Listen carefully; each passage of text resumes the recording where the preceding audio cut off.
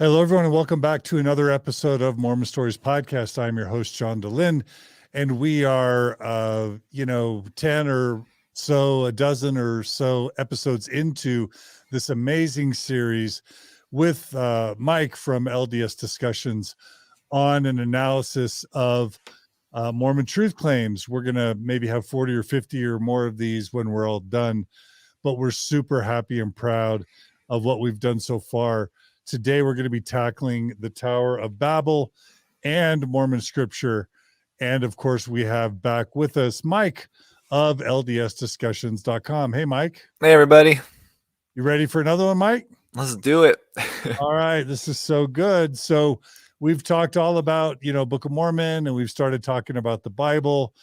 We just finished an episode about the problems with Adam and Eve, where we basically showed that Adam and Eve couldn't have been historical, literal figures unless, and yet all of Mormon scripture and prophetic utterances from Joseph Smith to present, and the articles of faith, they all rely on a literal Adam and Eve. And if that weren't enough, we've got the Tower of Babel that we now have to deal with. So where should we begin? So we can just begin dive right in. So yeah, now that we've kind of moved into the biblical scholarship, we've done Adam and Eve, showing why that's not a historical story and why that impacts Mormonism. We've talked about the global flood, and so that leads us to the Tower of Babel. And so, again, anyone who's watching this or listening probably is aware of the story, but the Tower of Babel is the story in Genesis 11 that explains why different civilizations and communities in the ancient world spoke different languages. And so the story is estimated to have happened, depending on who you're asking, about 2400 to 2200 BCE. And that's about 100 years after the global flood would have occurred. And again, we talked about this with Adam and Eve, but in the global flood, secular scholars, and I would say most non-secular scholars, would consider the Tower of Babel to be another etiological myth. But the Book of Mormon, again, is going to tie this directly into literal history, because it ties not just the Jaredites coming to the Americas, but to the records in the Book of Ether, the Nephite interpreters, and the truth claims of the Mormon Church and Joseph Smith as well, all tell us that this must be a literal event, again, that most scholars today would argue without question is just simply not historical in the way it's presented in Genesis. And if we just want to kind of back up, you can imagine people sitting around. Maybe these people don't even know that there are people living in the Americas. Maybe they don't even know that the Americas exists yet. Yep. And they're realizing that there are other civilizations, and they're starting to have a language, and they're starting to tell stories and write stories down. Yep. Thousands of years ago. And they're like, wow, we bumped into these other people. They speak differently than we do. How do we, and now that we bumped into another group and they have a totally different language, like where are all these languages and peoples coming from? Yep.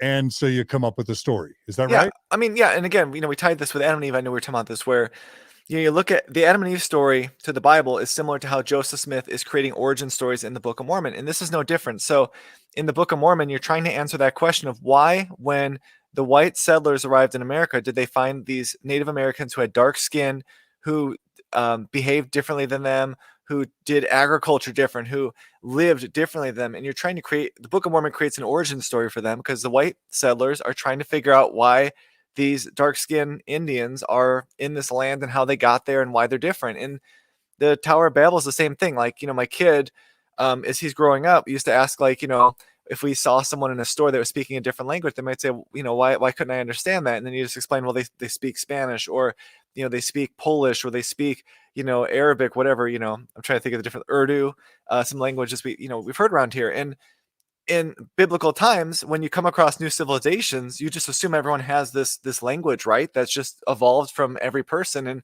so you're creating an origin story to explain why there are different people speaking different languages. And just with Adam and Eve and the global flood, these stories are mythical. They're added into Genesis at the beginning, but later, so that they give the communities that these books are being written for, that these texts are being written for, their origin and their understanding. And while they might not take them as literal history, it's a way for them to kind of understand a little bit better and to put it in the mindset of how it frames within a religious standpoint. Yeah. And so solidify, listeners and viewers, in your mind around 2200 to 2400 BCE. If the Mormon, scriptural timeline is accurate, it's got to be around 2200 to 2400 BCE, Right. at 100 years after the flood. And out of the gate, we're already starting with the acknowledgement that scholars and scientists say this event didn't happen, but let's suspend judgment and look at the evidence. Yeah, and so this is another one where we just, if you go into it, you could kind of point out the problems really easily today. But again, like I said, most biblical scholars agree that the stories of Genesis are not historical and were written later. But with the Tower of Babel, we can clearly point to reasons, just like we did with Adam and Eve in the global flood, why it simply cannot be a historical event, because there were already a diversity of languages that are established before the Tower of Babel would have taken place in that 2200 to 2400 BCE range. So written records of the Sumerian language exist as early as 3500 BCE, Egyptian as early as 3300, Akkadian as early as 2800, Canaanite and Eblite, I'm not sure if I'm saying that right, Eblite, around 2400 BCE. So we're already seeing that there's not one universal language before this time frame anyways. And so written languages evolved after they were spoken for a long time in their community, meaning that the languages were developed long before we have written dates. And so being able to find those written examples above tell you that they were probably developed a lot earlier as far as oral languages go. And Genesis itself confirms that there were other languages before the Tower of Babel in Genesis chapter 10. They say, by these were the isles of the Gentiles divided in their lands, every one after his tongue. These are the sons of Ham after their families, after their tongues. These are the sons of Shem after their families, after their tongues. And so, the Tower of Babel being this event that's going to confound a single Adamic language into other ones is just problematic from the start. And a viewer or listener without knowing anything about biblical criticism or historical criticism, or without having watched the David Bokovoy episodes of Mormon Stories, they're like, wait a minute, how could the Bible simultaneously talk about, let's just say Adamites or descendants of Adam speaking multiple languages, and then simultaneously have the Tower of Babel story, which would not allow for languages before the Tower of Babel? But then you have to understand that the Bible has Genesis has two creation stories that are actually different. Like, the Bible is full of self-contradictions. Yep. And that's just, you have to understand how the Bible came to be, both the Old Testament and the New Testament, to understand that the Bible is contradicting itself all the time. Yeah, and that's just it. I mean, again, and this is one of those things I mentioned with the Adam and Eve story, because I think when you get into biblical criticism and biblical topics, it is a little bit different than talking about like Mormonism, especially for a lot of people. If you're a believer and then you start to question some of the unique Mormonism stuff, and then all of a sudden you get to hear and you're like, oh crap, because this has problems too. But again, you're using the same skills you use to evaluate the truth claims of Mormonism, but now we're going, and I would argue now we have more to work with, because at least with the biblical stories, we actually do have more of a history of how these developed, and it helps us to get a better understanding of what the initial intentions were when they wrote them. Yeah. And we should just make this more explicit. All of this is in an essay you wrote, maybe with some help of others, at ldsdiscussions.com/babel, BABEL. yeah, So people can kind of look at the footnotes. And yeah, and there's gonna be more. There's obviously more in there. This is a little bit obviously of a shortened version of it, but yeah, I mean, and this is just, this is a really important thing, because again, I mentioned in the Adam and Eve episode that Anthony Miller was one who kind of turned me on to this, but the Tower of Babel this will be a shorter episode because it's not as involved as Adam and Eve in the global flood, but it's just as important because of the way that Joseph Smith puts it directly into the timeline of the Book of Mormon. And so you can't have a figurative or a mythical Tower of Babel story and still have the Book of Mormon be historical. And that is just where this stuff gets really problematic, because I said earlier with these other topics, most churches can find meaning in these stories and still acknowledge and give space for the fact that they might not be like perfect literal history. With Mormonism, you just can't do that. Yeah. Okay, so I guess we go to the next slide. Yep, and so actually go back one more. Okay.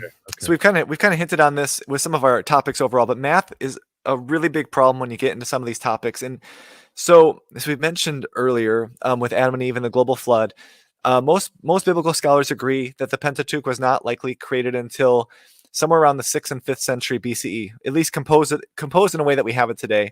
That's Yeah, the first 5 books of the Bible, right? yeah. So for the Book of Mormon's purpose, it'd be the first 5 books of the Bible, which would be on the brass plates. And one of the things about when we get into this a little bit, Moses is believed to have been written this, or ascribed to have written this, and he would have lived between like 1391 and 1271 BCE. But again, that's so far before these texts are being created, that tells you that these were not being written by Moses, which is another issue with regards to how Joseph Smith puts that and cements that as a historical data point. But the point is, these are written late, and the belief was that the global flood wiped out all human life on Earth about 100 years before this happens, outside of those on the ark. So we have 8 people, and that all life descended from Noah's family with one single Adamic language. I mean, remember, under the biblical history, every single person on Earth is dead except for like these 8 people. So just imagine you're at a holiday event, you're at a Christmas dinner with your family, and every person on Earth dies except for that thing. You're going to have one language. It's just how it goes, right? And so, using the Bible's accounting of the children that came from Noah since the flood in Genesis 10, by the time of the Tower of Babel, there were about 70 men born from the lines of Noah, Shem, Ham, and Japheth. And even if we were going to assume half of them were women, just for ease of doing this, there'd be about 150 people on the entire Earth that would be told are creating the Tower of Babel. And again, it's a math thing. 150 people would have to then gather all the supplies, mold all of the bricks, or what the cement, however they built it, and that is impossible. And then when we look at the estimates of the world population based on archaeology, they believe that around 3000 BCE there were between 14 and 45 million, growing to between 27 and 72 million by 2000 BCE. So in addition to what we talked about before about the global flood not being a historical event, there's a lot of evidence that the world was actually thriving with a diversity of civilizations and languages. And yet in the Bible, we're being told there's about 150 people on the earth at that time. And in the show notes, we'll include links to our global flood episode with Simon Southerton, a scientist. Yep. And we'll be covering that as well, right? Yeah. So so that there's gonna be a lot about the flood that you can find on Mormon stories and elsewhere. And like I said, it's all of these things tied together. So you got Adam and Eve, then the global flood, and then the Tower of Babel, and all 3 of these stories with the scriptures of Mormonism are going to fit together in a way that you have to acknowledge, even as a believer. And if you do that, then you have, like I've said before, it's about, for me, just being intellectually consistent. Or if you don't want to be intellectually consistent, just say, I don't care, but don't argue. You know what I mean? Like, don't try to push that it's history to kids on a Sunday when it's not. And if you're going to tell the kids in Sunday school that it's not history, then you're going to have to have the difficult conversation as to how to make sense of that going forward. But again, the numbers tell us, one, that so many more people lived here than the Bible would tell us. I mean, that's not in dispute by any real scientific study. And then on the flip side, if you want to believe a Tower of Babel was really built, you're dealing with 150 people, half men, half women, who are going to have to build this thing, and that also just is not going to happen in this time frame. Yeah. And then that all the languages that we have today are going to emerge. Yeah, exactly. And so it just doesn't make sense. But we talked about this before. A lot of these stories are influenced by earlier myths. And so a Sumerian myth written about 2100 BCE called Enmerkar and the Lord of Arada discusses calling upon the Lord to unite the languages again among the people. And an Assyrian myth dating from the 8th century BC, and this will be a lot closer to when this is going to be created, which I think is important. They discuss the confounding of tongues. So I just want to read this to you. This is from an Assyrian myth, 8th century BCE. Of him, his heart was evil. Against the father of all the gods was wicked. Of him, his heart was evil. Babylon brought to subjection. And great he confounded their speech. Babylon brought to subjection. And great he confounded their speech, their strong place, tower. All the day they founded. To their strong place in the night, entirely he made an end. In his anger also a word, thus he poured out. To scatter abroad he set his face, he gave this command. Their counsel was confused. The course he broke fixed the sanctuary. So again, this is going to be written before the Tower of Babel story is going to be compiled into Genesis. And it's basically giving this Babylonian myth, or that there was a confounding of tongues because the people were evil and then they get scattered. And so we're going to see this in the Tower of Babel story in Genesis, which again shows us that just like the Book of Mormon is pulling from 19th century ideas, these early stories in Genesis are pulling from Babylonian myths. And that's why I mentioned before, as David Bach always says, without Babel, there'd be no Bible. that's why, because they're pulling so heavily from these stories, because these are the stories being told from generation to generation in these communities, and then they're actualizing them to themselves, as again David Bachboy would say. They're actualizing them to their own communities to give purpose, to give meaning, to give origin to them, so that they can learn from them and grow as a community.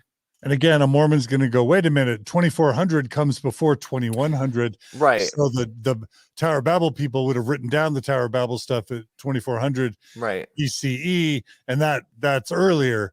But again, you just made the point previously that there's no evidence that those stories were written down until over 1,000 years later, than the Tower of Babel would have allegedly taken place. And again, if we've got Sumerian myths literally written around the time the Tower of Babel should have happened, those are going to trump his, if you're going to rely on historical methods at all, you're going to conclude that it's much more likely that these Sumerian myths make their way into something written, 600 or 800 years BCE, that then make it into the Bible. It's just, that's what makes sense.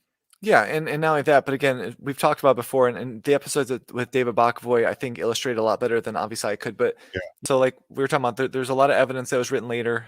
There's a lot of evidence, as I think David Bachvoy said, Hebrew is the origin of the original text of Genesis for the different sources, and so because of that, they know Hebrew was not a written text. I want to say like 1300 BCE, a written language, and so the Tower of Babel was not written until probably at the earliest.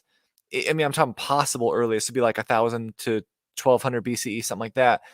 And so, while I guess you can make the argument that it would have predated the Assyrian myth, we have evidence of the Assyrian myth being in the 8th century because we have it. There is no evidence of the Tower of Babel story being compiled before that, and a lot of evidence to say it was compiled after. And so, again, it's kind of like one of those things where we're piling problems on top of problems. And so if you want to make that claim, it's just, you've got a lot of other things you have to answer for in order to make it work.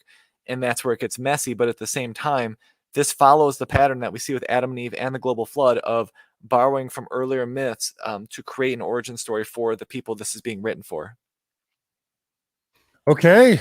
So what's next? So this was something that David Bachvoy actually mentioned on Mormon Stories when he was with you, which is to say that the story is likely a Babylonian polemic against Ziggurat worship. And when he had said that, I remember thinking that was a pretty cool thing, because it kind of shows that it was a story that was being written for a purpose, which was to tell people, not to view these Ziggurats as like these important things. And so, he started looking into it, and I found out that a lot of scholars believe, and I'm not sure if I'm saying this right, but Edamenaki was a ziggurat which was dedicated to Marduk in the city of Babylon, and was likely an influence in the Tower of Babel story. And they said it was famously rebuilt by the 6th century BCE Neo-Babylonian dynasty rulers Nabopolassar and Nebuchadnezzar II. Second, according to modern scholars such as Stephen L. Harris, the biblical story of the Tower of Babel was likely influenced by Menaki during the Babylonian captivity of the Hebrews. And the cool thing about this is not only does this match the story of the Tower of Babel, but it also, again, kind of confirms the dating of Genesis, because this was famously rebuilt by the 6th century, which is around when they think these stories are being written. And this would be a story that be told during the Babylonian captivity, which is where a lot of the scholars believe these materials are being kind of compiled and finished. And so, kind of like we talk about how DNA is confirming what we know about archaeology, this is kind of cool because this story is kind of confirming what they believe about the dating, which is why this is a really important data point in trying to understand how the story evolved and why it was written in the first place.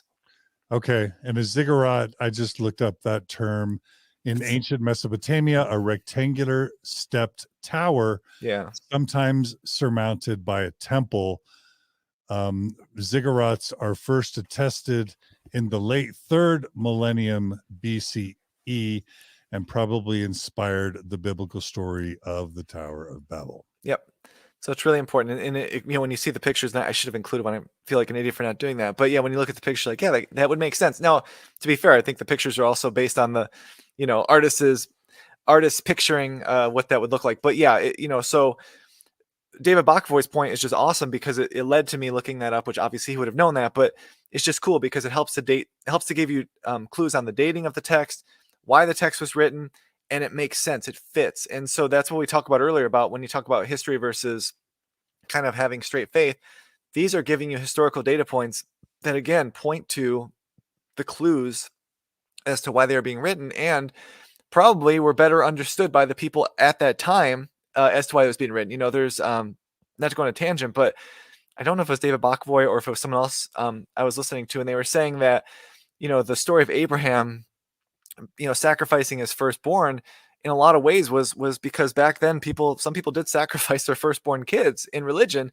And that story is not historical, but it was being used as a way to tell people, guys, stop doing this. You don't need to do this. And that's why I find this stuff like truly fascinating, because you're learning a lot, not just about the text, but about why it was written and how it's serving a purpose in that community at its time. And that helps us to understand why it was done. But it's also really cool because it helps us to be able to understand what Joseph Smith is doing with his scriptures as well, even though unfortunately they're not going to hold up well from a historical standpoint. Which takes us to the next slide. How about that for a transition? And the Tower of Babel. Yeah, and so, for the Book of Mormon, a non-historical Tower of Babel presents a huge problem, and it's because in the Book of Mormon, they have the Book of Ether, which is a literal recounting of the Tower of Babel. And so it says, which Jared came forth with his brother and their families, with some others and their families, from the great tower. At the time the Lord confounded the language of the people, and swore in his wrath that they should be scattered upon all the face of the earth. And according to the word of the Lord, the people were scattered. And the brother of Jared, being a large and mighty man, and a man highly favored of the Lord, Jared, his brother, said unto him, cry unto the Lord, that he will not confound us, that we may not understand our words. And it came to pass that the brother of Jared did cry unto the Lord, and the Lord had compassion upon Jared. Therefore he did not confound the language of Jared, and Jared and his brother were not confounded. And so this right here is taking what is an ideological myth and just solidifying it as a historical story. There's no way around it. And again, we'll have some apologists who will say, well, the early prophets believed these stories to be true, and so they spoke them as true. And that would make sense. But this is putting it as a materialistic, physical, tangible story that without it creates huge problems. It's a lot like Adam and Eve. Yeah, it's exactly like that. And we're going to talk about this in the very next slide, but I'm just going to kind of make the point beforehand about anachronisms. If you were to stumble upon a document, that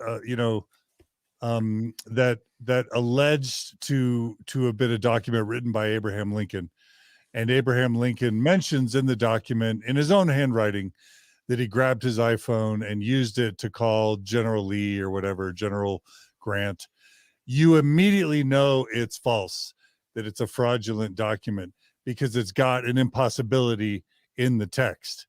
And I'm not trying to be ham-fisted here, but just like with Adam and Eve, if the Tower of Babel doesn't happen, isn't real, if it's just a Sumerian myth that got incorporated into the Old Testament, it immediately then calls into question whether the Book of Mormon from the beginning is a historical document. Yeah. Yeah. And I mean, that's the problem. We're just these overviews are just one after the other. It's you need all of these things to work, and it just doesn't. And so with the Tower of Babel, if it's a mythical event, as the evidence tells us, and then Jared's story immediately becomes non-historical. But it gets more problematic because if the Tower of Babel did not happen, then the 16 stones that the Lord touched were non-historical, which means that the 2 stones that were sealed up to translate the plates of Jared were also non-historical. Those same 2 seer stones were later used as the Nephite interpreters, which were buried with the gold plates of the Book of Mormon. If the Tower of Babel was mythical, as both history and linguistics tell us, then the Nephite interpreters are also mythical because they rely on a literal Tower of Babel.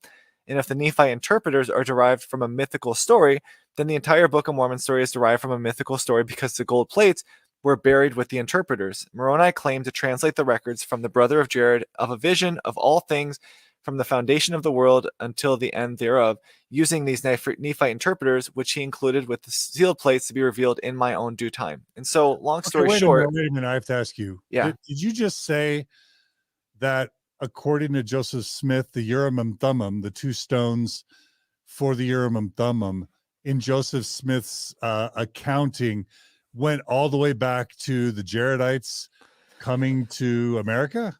Well, so Same stones?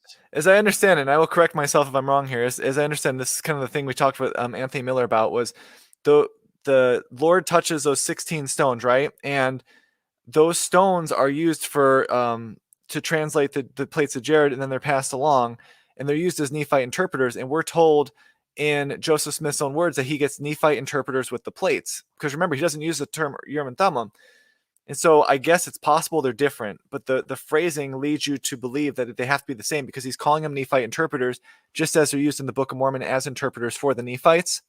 So again, if I'm wrong, I will correct that. But everything that I could see tells us that there's this line, and not only that, but there kind of needs to be, because that line of being passed down throughout as with a special purpose gives, again, more credibility to Joseph Smith when he claims to have them, and also backdates itself into the text as well to give it a little bit more authority within the translation process, which Joseph Smith is going to claim, as we spoke about many episodes, it feels like ago now, the spectacles that he basically is forced to agree to because of Samuel Lawrence going with him to the hill and claiming to see them. So all of those things kind of get tied together. But again, I'll correct myself if I'm wrong, and I will double check that. But when I was doing it the first time, I was trying to go through that because Anthony Miller's presentation talked about it, and it made sense that unless they're going to kind of conflate the terms, it would match the line of the interpreters going from all the way from there to being used by the Nephites to Joseph Smith.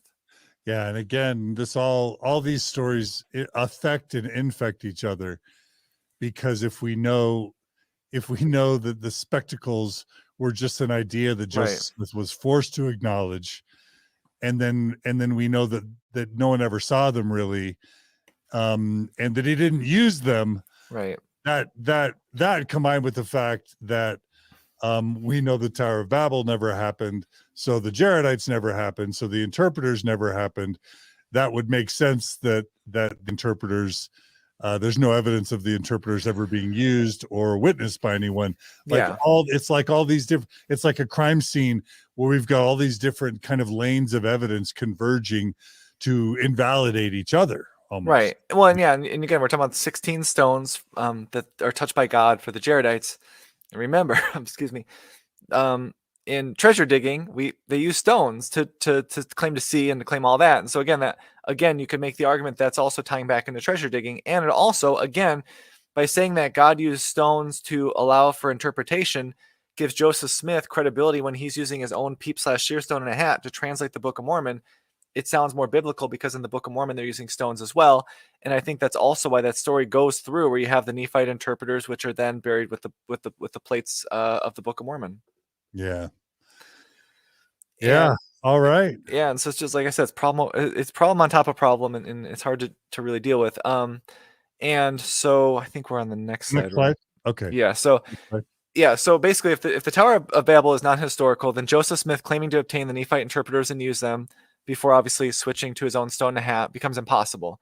So in other words, if the Tower of Babel is not historical as the evidence indicates, those Nephite interpreters cannot be historical, which means Joseph Smith created the story of the stones as he was familiar with the idea of using stones to see objects and messages from the past with treasure digging. And as we mentioned a few minutes ago, he also was forced to kind of create the story of the spectacles with the two stones because Samuel Lawrence went with him to the hill and said he saw them and forced Joseph Smith to admit he saw them too.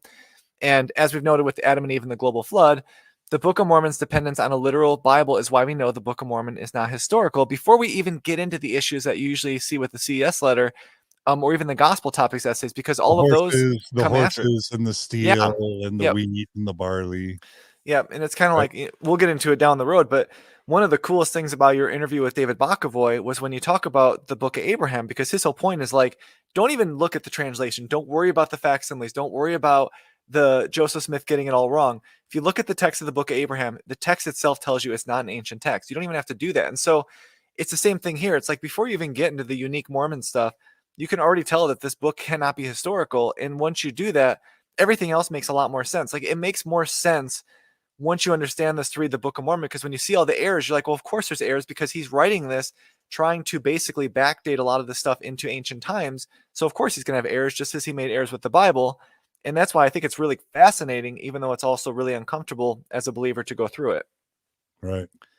And so, we kind of talked about this with the previous biblical scholarship areas, but to look at the Mormon Church's stance on the Tower of Babel, this is a article written in 1998 Ensign by BYU professor Donald Perry, who I think might have been a general authority, but I'm not sure. But he notes that because of the prophet Joseph Smith, Latter-day Saints have additional knowledge that comes from the reality of these world-changing historical events. For some in the modern world, the historicity of the Tower of Babel story, as with the flood, is often discounted. One modern school of thought considers the account to be nothing more than an artful parable and an old tale. The Latter-day Saints accept the story as it is presented in Genesis. Further, we have the second witness of the Book of Mormon.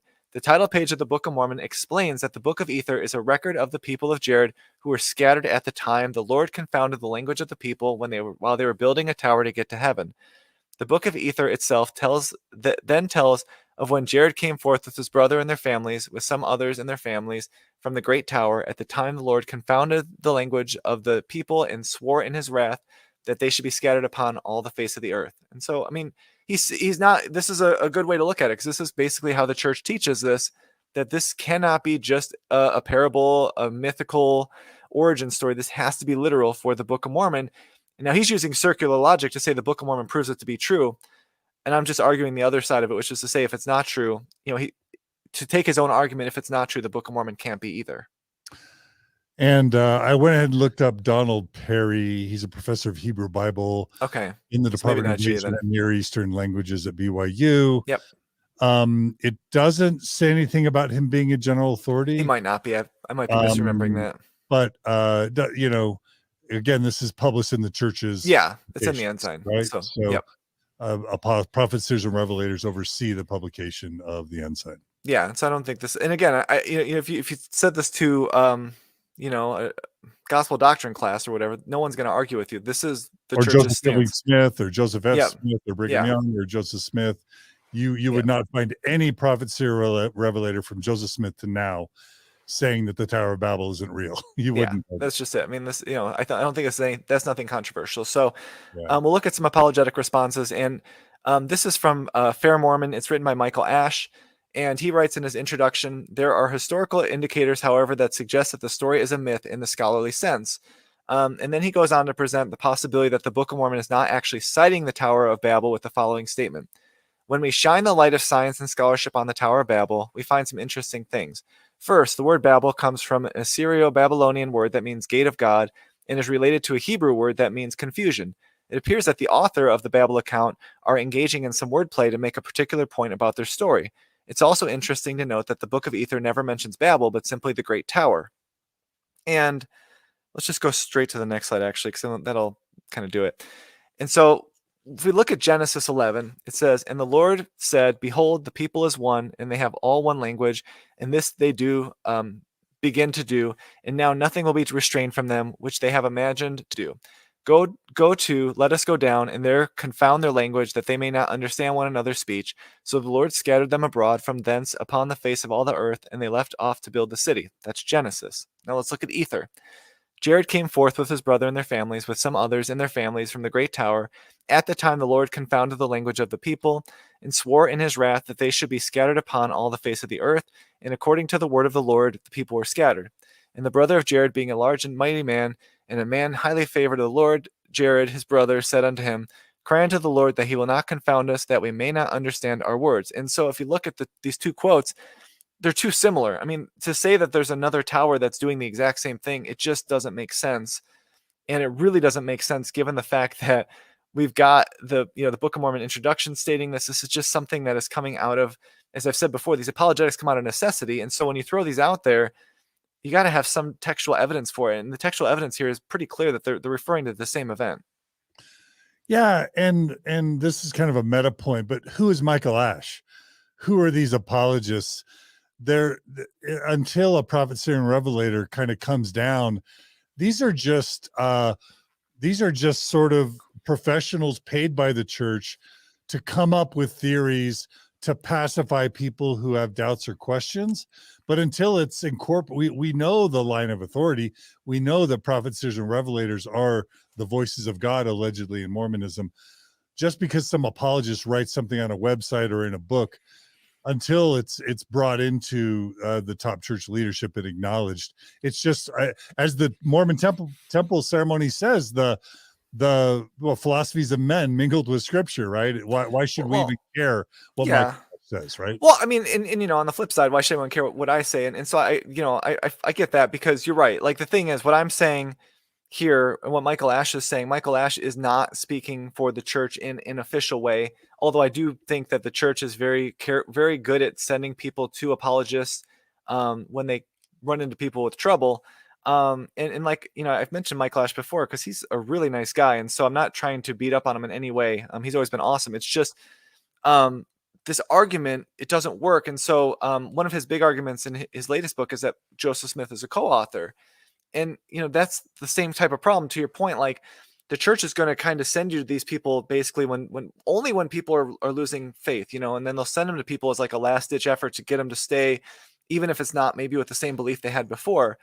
But yeah, these are the apologetics that are given, but the church is not going to come up on a general conference talk and say, maybe it's, they're not even going to get into it because it's an area that they just don't want to talk about. They do not want to talk about the historicity of these things with regards to Book of Mormon, because it's not going to work. So yeah, I guess that's a long-winded way of saying a lot of the apologetics are used by the church as a last-ditch effort. They're always kind of an arm's length away, and they're not official. And so until the church really incorporates them in an official way, like, or a gospel topics essay, it's not as important. But I do like to cover them just because of the fact that I think it does show where the church's I don't know how to phrase it, like the brains inside the church, I think, that see the writing on the wall are going. And so when you see like Michael Ash or Richard Bushman or Patrick Mason, when they start going, Terrell Gibbons, when they start going a certain way, that in a lot of ways the church knows that the writing is on the wall and they're going to have to slowly go there, even if they won't go there as fast. And so it's important to know what they're saying. But yeah, I mean, until the earlier slide is the church's true stance, and this is more like the secondary, softer approach. And so obviously we got to cover both. But yeah, I mean, this is not the official church stance at all. Yeah. And the Book of Mormon, more importantly, the Book of Mormon, the keystone of our religion, is just very clear, correct? Yeah. And so now if we look at the Book of Mormon, just to kind of go through this about potentially having another tower, not only does the author of the Book of Mormon use the same language as the Bible, as we showed in the previous slide, but the timing lines up. So it would be hard to claim there's another tower because the timing lines up in both of them. So you'd have to have, you would think, some time elapsed to even claim that there'd be a second tower that would have the same exact, result from God. And more conclusively, Ether chapter 2 makes clear that the Jaredites went down into the valley, which was northward, and the name of the valley was Nimrod, being called after the mighty hunter. Nimrod's kingdom is where the Tower of Babel was built, and in Hebrew and Christian tradition, Nimrod is considered the leader of those who built the Tower of Babel in the land of Shinar. So even the Book of Mormon's heading for Ether chapter 1 makes it clear. It says, Moroni abridges the writings of Ether. Ether's genealogy is set forth. The language of the Jaredites is not confounded with the Tower of Babel. The Lord promises to lead them to a choice land and to make them and make them a great nation. So it's just to say the Book of Mormon is telling us exactly what we'd expect, which is this is the Tower of Babel. The heading is telling us that. I know the headings on a lot of these were written long after, but the point is, in no possible way is there textual evidence to suggest there's some second tower. This is the one. And so if the Tower of Babel is mythical, which Michael Ash kind of admits at the start, where he says there are historical indicators, however, that suggest that the story is a myth and the scholarly sense.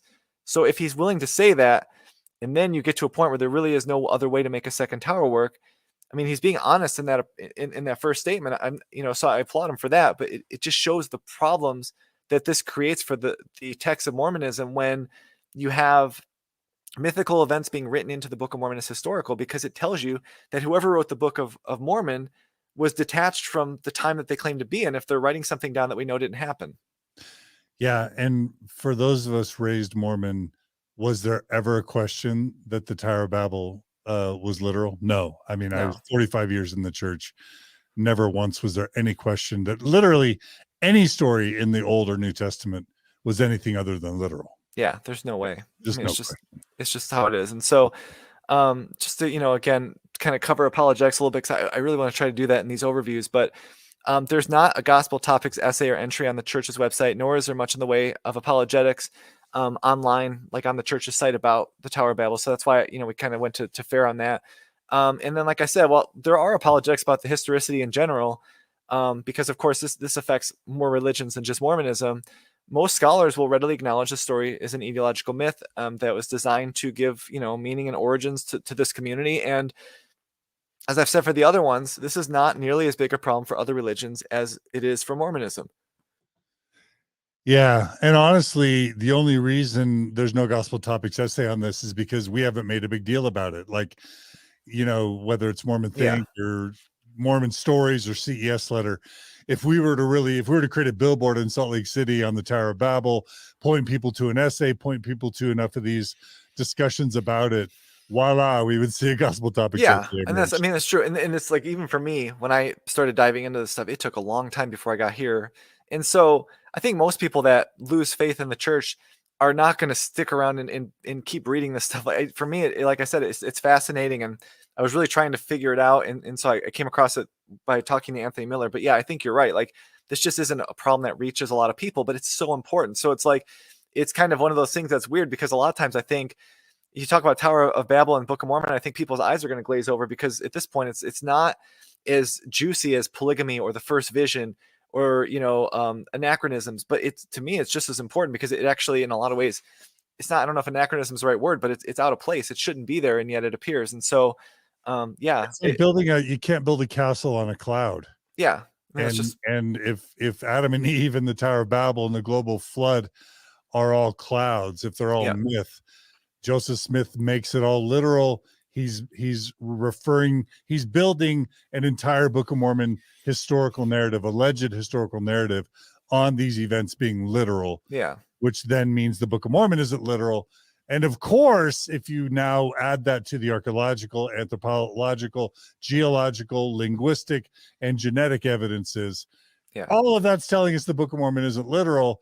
And we could have known that just by knowing that Adam yeah. and Eve global flood and Tower of Babel never happened. Yeah, I mean that's just it. And again, it's like I know it feels oversimplified, but it's true. Like once you understand that, and like I said earlier, I think it actually helps in a lot of ways because once you understand that, then I think it's easier to start looking at the other problems and understanding where they came from because all of a sudden you can really start to understand that the foundation is based off of just a misunderstanding of biblical history.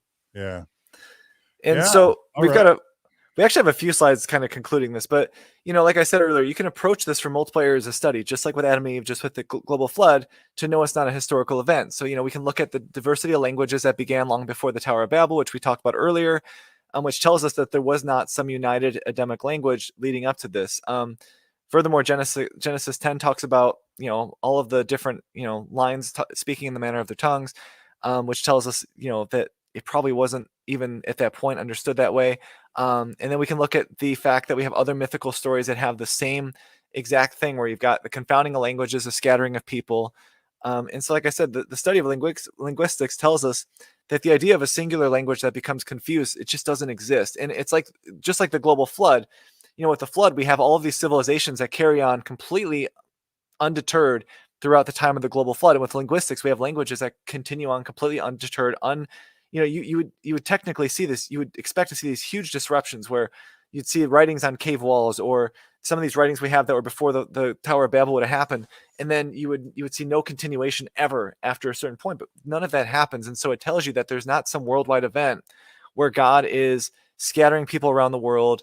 Again, there's only about 150 people at that time, scattering them around the world, giving them different languages. It just, there's no, I mean, does he like pick them up and like move them? yeah. And Does like a tornado come and carry them to America? Yeah, and that's Like, another problem because I'm sure from a biblical, I think I heard once they said that the scattering was done by like creating environmental situations that force people away from each other, and the fact that they can't understand each other, they kind of split, so you'd spread out that way. But yeah, I mean that's the problem, and that's the problem where we talk about in the Adam and Eve episode where there are all of these elements of these stories that you can look at and go, yep, that's mythical. You know what I mean? Like it just, you look at it now, if you look at it with a blank slate and you didn't know it was, obviously it's hard to not know it's from the Bible, but you look at it and you go, yeah, it reads like a story that you would tell, like a tall tale or a fable that you'd read to a kid to give you embark a lesson on them. It just, it doesn't read like history, and it's because it's not, and again, no, go yeah, ahead.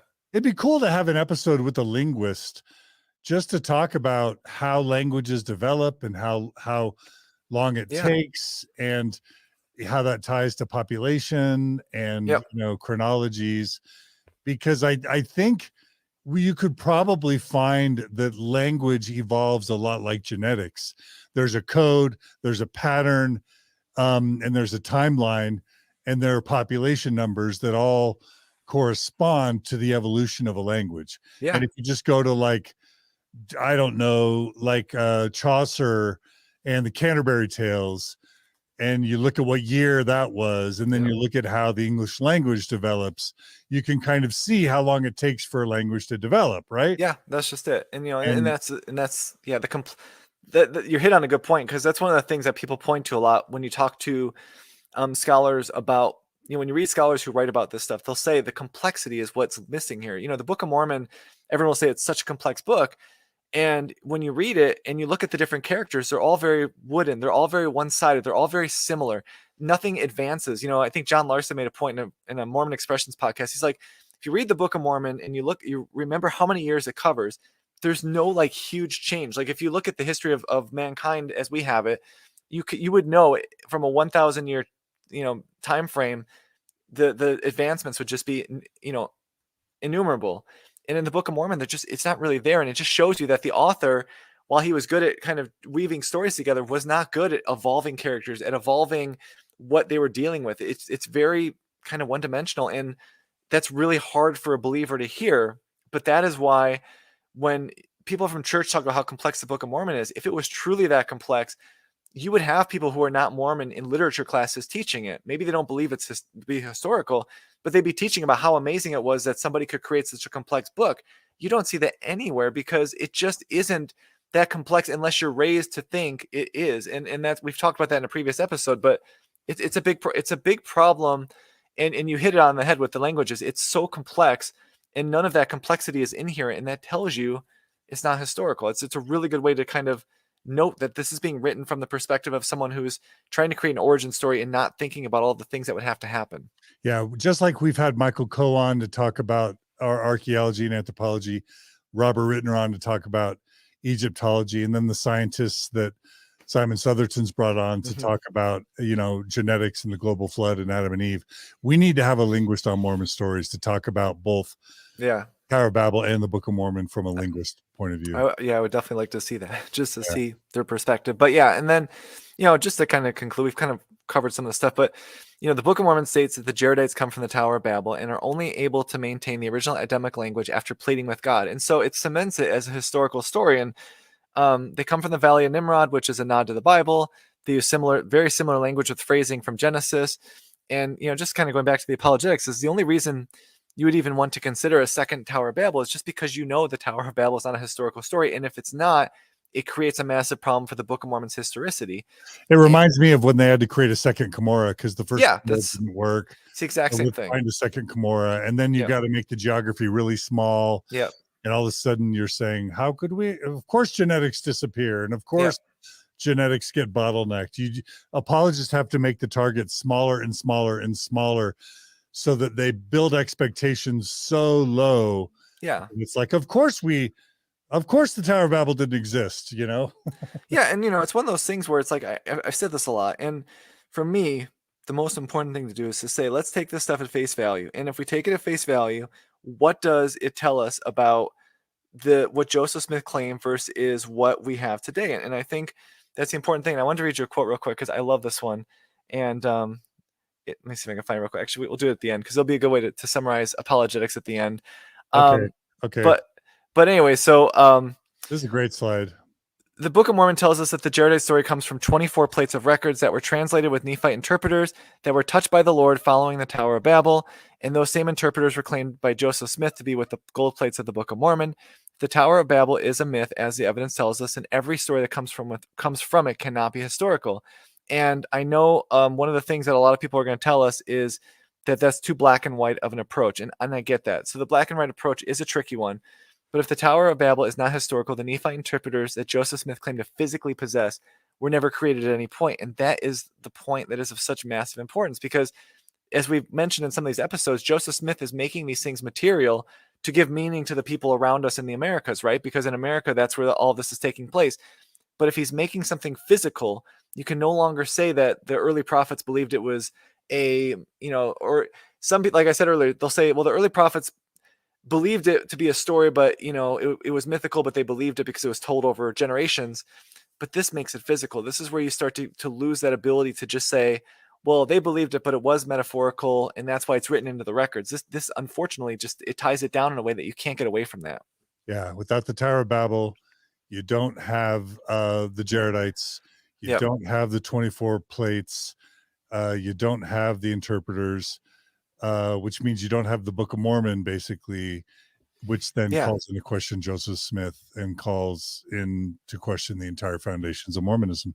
Yeah, and that's just it. I know it seems overly simple, but I think for That's just the, it's like somebody who were to try to argue, I know you've got a document that's got Abraham Lincoln using an iPhone, yeah, but it's overly simplistic to say that makes the document fraudulent. No, yeah, certain historical proofs invalidate documents. They just do, yeah. Well, and again, Not and oversimplified.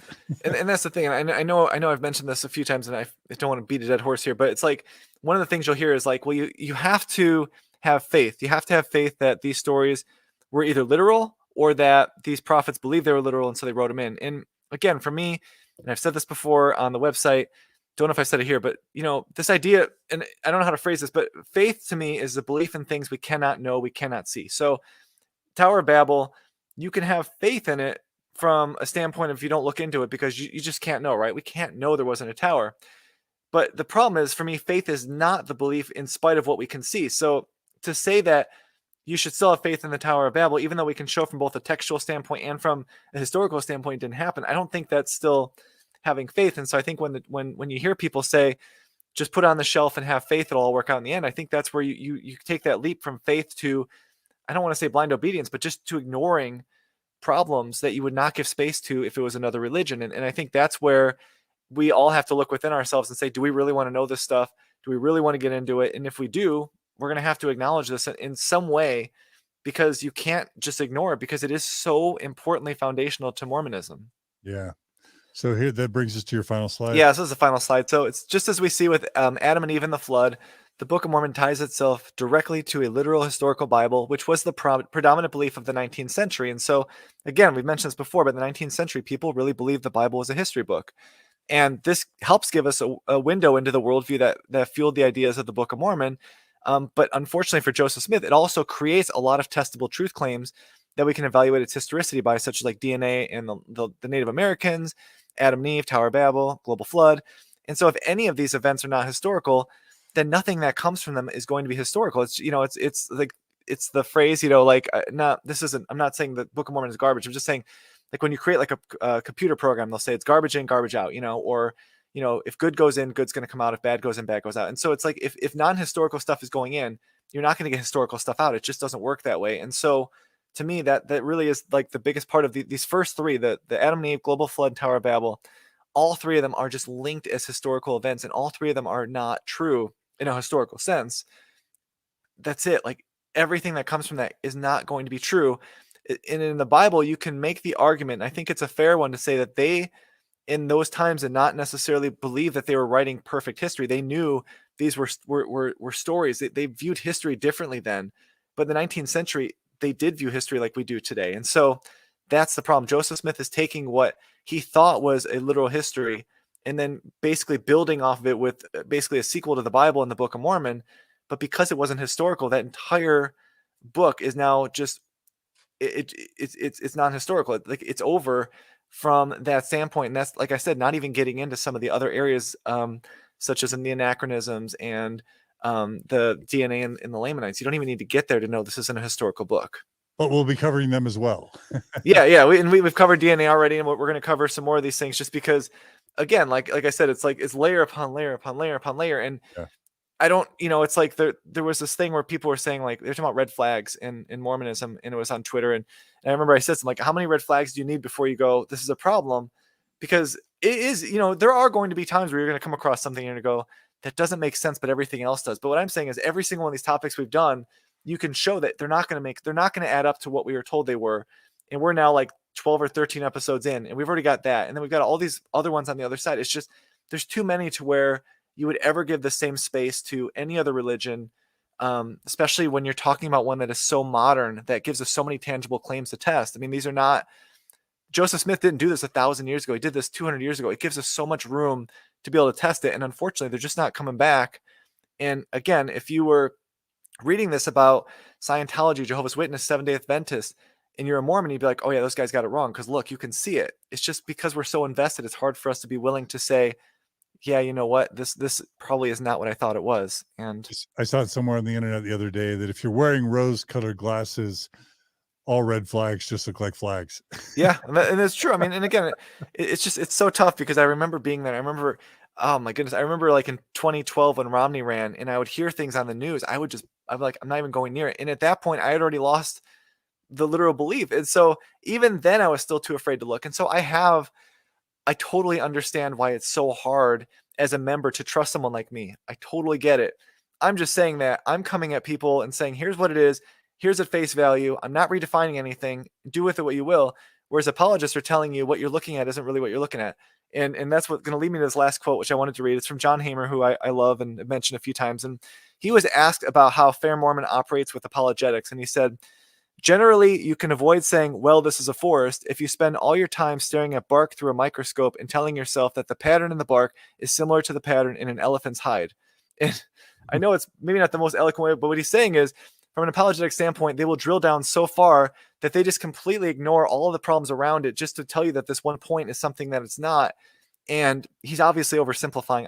I love that quote because it really does show that sometimes if you, as an apologist, can get a member to just keep digging down and digging down, you'll kind of forget the bigger picture.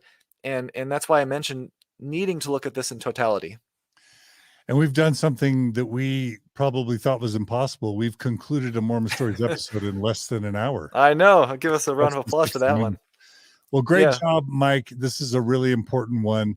In the show notes, we'll have a link to all the episodes we referenced, including the Tower of Babel episode or essay on the LDSdiscussions.com website. And what other topics should viewers and listeners look forward to coming up? Well, we've got a few more on the Bible and how it impacts Mormonism. So we've got Deutero-Isaiah, which is, I would argue, the most important as far as kind of, being a smoking gun as far as using material that wouldn't have been available. We've got the long ending of Mark, which is a really good one. That'll probably be a shorter one too for those who enjoy these shorter ones. The one I'm kind of excited about is the Sermon on the Mount and how it's used in the Bible and how that gives us a lot of clues as to the historicity of the Book of Mormon, because that's one I never thought of as a member, never thought of even until long after I left, as to how important the Sermon on the Mount being used as a Sermon on the Temple is. So that one's going to be a really fun one that's going to come up in the upcoming weeks as well.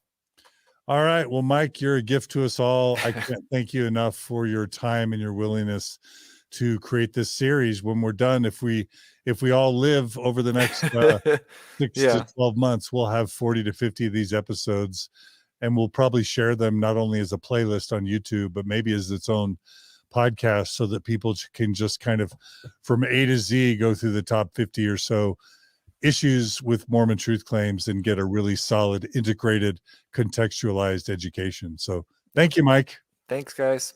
All right. We'll see you soon. Bye. And viewers and listeners, thanks so much again for joining us today on Mormon Stories Podcast. Again, I'm John. Check out all these essays at LDSdiscussions.com. We are so grateful for all the donors that make Mormon Stories possible. We couldn't do this without your financial support. Unfortunately, we lose donors every month, and less than 1 out of 1,000 of our donors and listeners actually donates. And so we're always having to scramble to keep the revenue coming in so that we can pay Gerardo and Jen and Brooklyn and Jennifer and me and everything else. So if you value this content, please join with our honored small group of donors and become a monthly donor. You can go to mormonstories.org, click on the donate button, $10 a month, $20 a month, $50 a month, $100 a month, whatever you can afford. It's tax deductible in the United States. We've been financially transparent since day one, like all 501c3s are required to do. We've done our best to provide even more information than we're required to do financially. But most importantly, our mission is not to destroy Mormonism, not to tear down faith of the Mormon Church. It's simply to provide people with informed consent so that they can know what it is that they're a part of or might be joining or considering. And then in addition to informed consent, we are all about supporting Mormons in the faith crisis or transition. And then for those who need to leave Mormonism, to help them end up in a healthy, happy place. And we're here to help improve the Mormon Church so the Mormon Church can just fundamentally be more honest and open with its members. So thanks for joining us. Thanks for your support. Support us if you don't. And come back soon this week or next or in your feed for just more episodes of Mormon Stories podcast. Thanks, everybody.